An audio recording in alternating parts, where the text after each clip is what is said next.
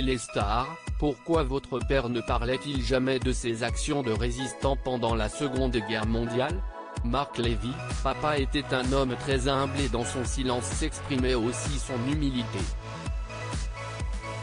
Quand j'ai écrit Les Enfants de la Liberté, 2007, qui raconte son histoire, je lui ai demandé pourquoi il ne voulait pas en parler car j'aurais aimé savoir qu'il avait été un résistant, un héros. Avec un sourire, il a répliqué, « La seule chose dont je veux que tu te souviennes, c'est que j'ai été ton père ».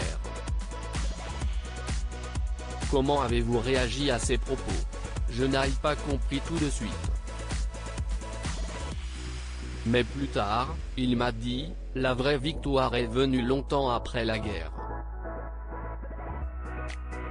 Ils nous ont pourchassés et destitués de nos droits. Ils nous ont torturés, enfermés, assassinés. Mais ceux qui ont survécu. Nous n'avons pas survécu, nous avons vécu. Nous avons aimé, nous nous sommes mariés, nous avons fait des enfants. C'est ça, la vraie victoire. Jamais la haine n'a triomphé.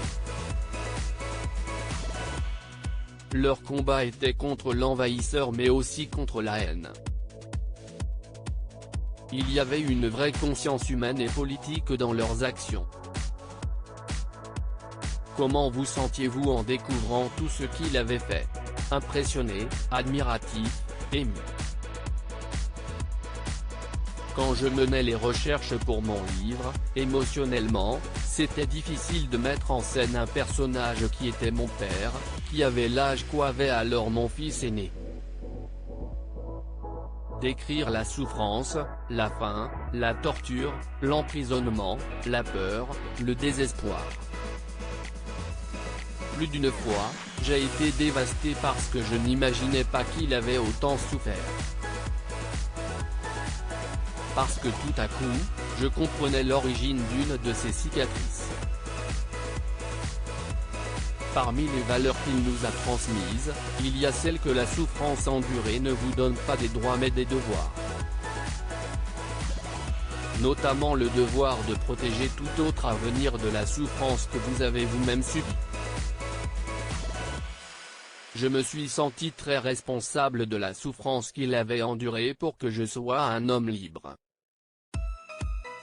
De ce que cela impliquait au niveau des risques à prendre, de l'engagement sociétal.